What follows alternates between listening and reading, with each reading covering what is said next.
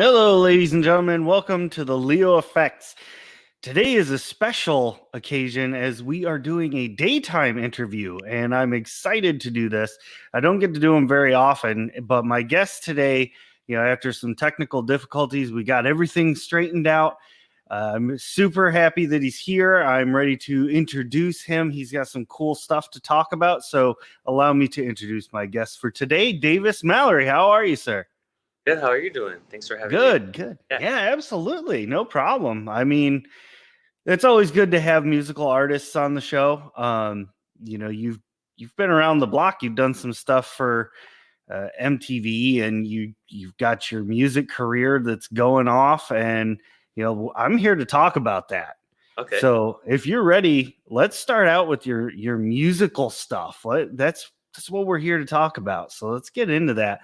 Now you are uh, what was given to me is you were classified as an EDM pop musician. I would say that's accurate. What does that mean? Well, I put music out all by myself, and it's like pop dance music. Okay. However, DJs also put music out with myself as a featured singer, and it's in the electronic dance music space. So that's where EDM kind of comes into play. But I just put an album out this year. It was my second album, and I feel like the songs range from like true pop, think like a Britney Spears production, to like EDM dance, think like a David Guetta track, or like So the songs on there kind of are blends of those two sounds. Okay. And is EDM and pop music, is that something that you've always been into, or were you raised on like country and you said, you know what, I've had enough of this? Or That's a good question. I was born in Atlanta, Georgia, so my influences were country just because I'm in the South. Also, like rap and hip hop were big on the radio as a kid. My family works in the Christian music industry, so I like drank a lot of Christian music as a kid. And oh, okay. I didn't really get into EDM dance music until I would say I was about 20 years old, and kind of discovered it and started to enjoy the melodies and the productions. So it wasn't my childhood dream to be an EDM dance vocalist. It kind of, Okay. I grew up and discovered the genre and started to like it, and found that for what I was doing. So I moved to Nashville, and I was writing country songs like everyone does in Nashville, and found that it didn't feel completely authentic for me to be a country artist. And I found like I was still listening to dance music. So I started contacting DJs overseas, seeing would they want to take my songs that were kind of country and remix them or produce them differently. And I started finding success. And the first song I ever signed to a record label was that very equation. It's like a country sounding song with a DJ. And then that just began in the evolution of my sound. Like it started to become less country and just more dance. So Well, all right then. yeah. And you've got something coming out that's kind of honoring the upcoming holiday. Yeah. I kind of want to talk about that a little bit. Yeah. So, Mother's Day right around the corner. Dare I even ask what the inspiration was? I think we know, but why don't you tell the listeners, like, what's this song all about? Yeah, so my mother is an artist in the form of like painting. And when I was a little kid, she taught other kids how to paint. She still does it today. Like there's been so many kids around the world that have learned art from my mom. So, in fact, to kind of be tangential, I just made a music video for a song on my album with one of my mom's art students. She's a Oh, wow. shuffle dancer and has a big TikTok following. My mom was like, "You should contact her and put her in your video," and she said yes. So I mean, a lot of kids learned art from my mom. And this past Christmas, I was home, and my mom said that when she had me, she put her career on hold to raise me as a child. And in her words, she said I was her greatest work of art. And Oh, tear in my eye, I heard this story and I was so touched. And as a songwriter, I wrote a note down in my phone. I go, I want to write a song for my mom about this conversation that we just had. So I went to some of my favorite songwriters in Nashville and asked them would they work with me. We set up a songwriting session and we wrote a dedication to my mom. And the song is called Greatest Work of Art, and it's out for Mother's Day this year. So that is awesome. Where can people pick that up at? it's on all music platforms. So if you're a Spotify or an iTunes, YouTube, it's all across the board. So, and it's out. Nice. People can go and enjoy it. Cool. Yeah. Uh, Besides that, do you have any other projects going on that's in the works? Yeah, I mean, the start of 2021 was actually a pretty heavy schedule for me with regards to releases. Like, literally from January to probably just a week or two ago, I had a song come out every Friday. It was a bit chaotic. And it wasn't planned, but I think what happened is in 2020, everything kind of got put on hold. People weren't really releasing music. And all of a sudden, all the DJs that had a song of mine on hold wanted to throw it out at the start of the year. So Mm-hmm. Russian DJ named Nexeri released a song I wrote called Without You, I Feel Good. And right now it's like my most streamed song. It's growing to about 1 million streams, which for me was a personal goal. I haven't had a song break 1 million streams yet. And I think this one will. It's at 600,000, but like every week it's hitting another 100,000. And that says it just came out this year. So it's like, oh, Wow, holy cow. another 100,000. So I think it's on track to hit 1 million by the end of the year, which would be a nice goal. Um, and then in the middle of that, I released my second ever album. It's called Little Victory. And the song Little Victory was remixed by a French DJ named Retrovision. And his remix came out in December. And then I followed up with the album of all the music. And some of it was written in Sweden, some of it was in Berlin, and the rest was in Nashville. And it's like a collection. It's just a collection of my favorite work over the last 2 years of writing a lot. And felt like I was ready to kind of, in a way, I was kind of ready to just get it out and move on to the next chapter of my life, because I've already planned what my third album was going to be called, and I wanted to kind of just like move forward with my career. But I'm also like really proud of it as well. It's not just like something I'm moving on from, but it's like dance music and it's Swedish producers and it's just like happy vibes. And so it's called Little Victory and it's out this January. It came out. Awesome. Yeah. Awesome. Man, you're just a success story all around. So I got to ask, if somebody who was just starting out in the music industry in general, let's say somebody's an artist, they're wanting to get into this industry, what would your advice be to them looking back on everything you've learned? I mean, I would say if you want to be in this industry and you live in the United States, Nashville is probably the place to start your career, from my humble opinion. I know you can do it in other cities, and it also depends what genre you're making. Like if you're speaking Spanish music, maybe not Nashville, maybe it's Miami. But I do think Nashville was the biggest key to my success. Because prior to living there, I was living in Chicago and then in Atlanta and then in New York, and I was dreaming of being a music maker, but wasn't really meeting the right people.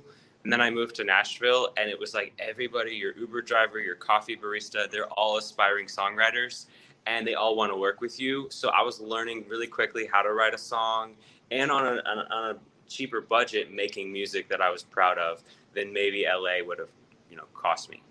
For Um, sure. and then I also think in the world of EDM, like it's not such a it does take a lot of work to get a cut with the DJ, but it's not impossible to get one. And I think you just contact them on Instagram, or you find their managers and contact them directly and show them your original songs. And if it's a win, if they enjoy it, what you've done, you can get a song out into the world. And that's how I'm getting streams that are bigger than I could if I just did something all by myself. So I think DJs are a great way to grow yourself as an artist. So, Okay. That's some good advice. yeah. Yeah. So we kind of I touched on it a little bit in the beginning that you did some stuff with MTV, and obviously that's not your focus of why you're here, but I want to kind of correlate the two. That what exactly did you do with MTV? Just so I have all the facts. Yeah. So when I was a senior in college, I auditioned for and was cast on The Real World. Mm-hmm. This in Denver, Colorado. And I spent 4 months, the 4 months right after I graduated college, were spent filming this reality show that aired that year, which was 2006. And after that, I did 3 of the challenges.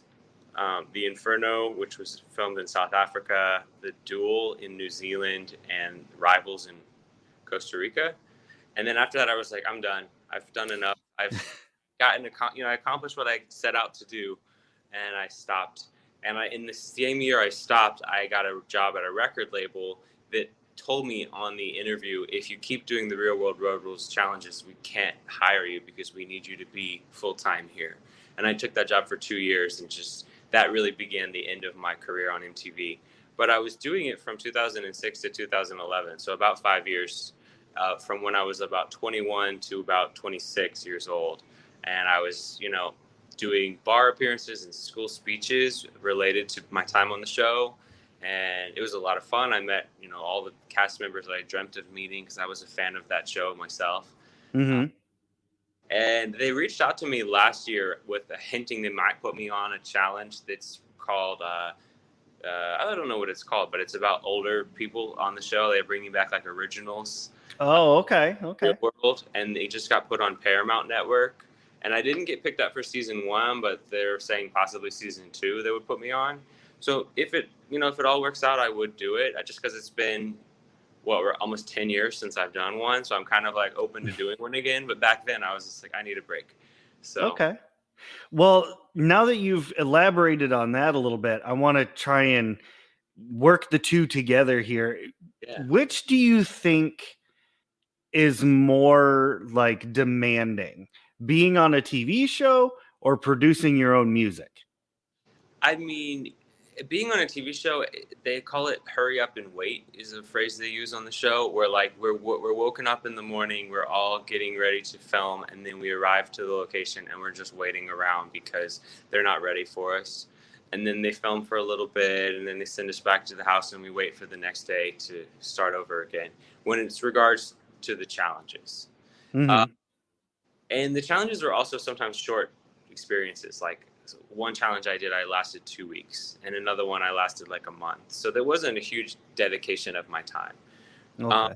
with being a recording artist, it's like a little bit of every day of your life kind of work. And it's also, fortunately, right now where I'm at with it, it's a little bit of like when I first started, I was writing songs 5 days a week, sometimes 7, and I was hustling. And now I'm sitting back a little bit and relaxing a little bit because I have things that are in works to come out in the future, and I still have to work.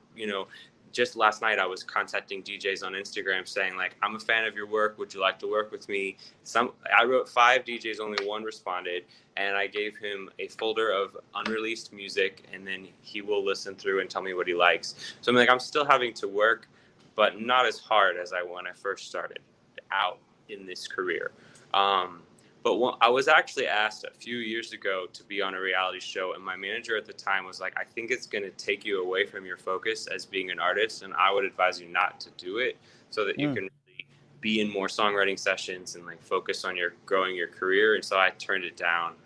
Um, and I think I would only do a reality show if it was focused on music, really, because it kind of Yeah, showcases what I'm passionate about. So absolutely. Yeah, that makes sense. Yeah. yeah. And you're hustling. It sounds like you're on it trying to, get this done. Is there an artist out there that you would really just go nuts if they said, "Hey, you want to do a collab with me?" Course. I mean, sometimes I would say like Mark Ronson or Calvin Harris or Diplo. These kind of big name DJ producers are a dream of mine to be a vocal feature for them. Disclosure is another. Max Martin, like, cause everything he touches is gold. So it would just surefire hit. These are the names of guys that I would love to work with someday as a producer. You know? That's cool. Yeah. Well, I mean, I'm happy for you, man. You're killing it, and all of your stuff is going great. If you are on another reality show, that would be cool. And like you said, music is kind of what you would like to see. So I want to ask you, like, to get your creative juices flowing here. If you were to create your own reality show based on music, what do you think the general idea would be? A few years ago, I wanted to do this because I was in so many songwriting sessions with interesting artists who maybe at the time were not famous to you, but eventually became famous. And so I thought it would have been interesting to film these songwriting sessions with people that I'm working with, because I was traveling to Europe and writing with DJs, and I would live stream it on my Instagram, and then people would be like, "Oh my God, you're working with Justin Milo, who's like a protege of Martin Garrix, for example." Or Mm-hmm. I've worked with people that have done reality shows like American Idol or The Voice, or people who have later on signed with Capitol Records or something. So I thought it would be interesting to film sort of a reality show about the songwriting sessions that I'm in and showcasing like the different personalities of the people.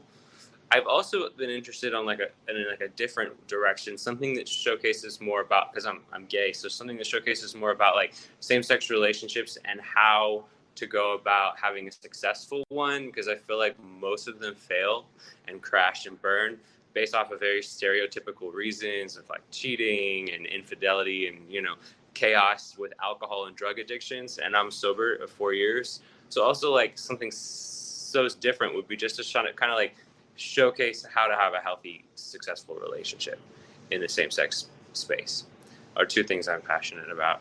So, Okay, well that's cool. That's respectable. I like that, and I think that's something I would watch. And marriage is hard enough on its own, or like relationships in general, they're hard enough on their own. yeah, Dealing with from a podcaster standpoint, which is a fellow creative, it puts a lot of stress on you. You got to find that balance. So, if you do find that balance, it's great. And if you have somebody who can offer advice on that, it's even better. yeah. So, and congratulations, kudos on you, being sober. That's awesome. Good Thank for you. you. So in this last little section of the show, I want to do a little thing called shameless self-promotion. Okay. So this is where you get to tell all the lovely viewers and listeners all the cool places they can follow you. Okay, sure. I mean, Instagram and Spotify, SoundCloud, pretty much everything across the board is just at Davis Mallory. I haven't been really creative and created some moniker or alias for anything. So at Davis Mallory is pretty a safe place to find me across all socials. So Nice. Keeping it simple, keeping it real. I like that. yeah. So question for you, like more directly about the real world. Hmm? Um, Speaking from somebody who enjoys his own little bubble, Yeah. how hard was it living in a house with a bunch of strangers? Was it really as hard as it looks?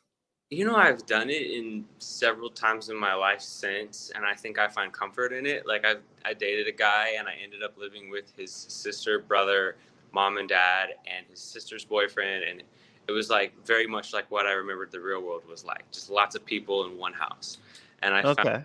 comfort in it. I mean, I really enjoyed it. It was not too different from college, where you're living on a dorm hall with a bunch of strangers and you're getting to be friends with them all very slowly and organically. The real world was just like seven strong personalities that had been carefully casted to fight or get along with one another. Mm. Process of getting on the show is not, I was just telling a friend yesterday the whole process because he was curious about it, but it's like I auditioned at a bar in Florida, then I had a second audition in between in Atlanta and a final audition in Los Angeles, and then in between that they called five of my friends to confirm I was saying who I was.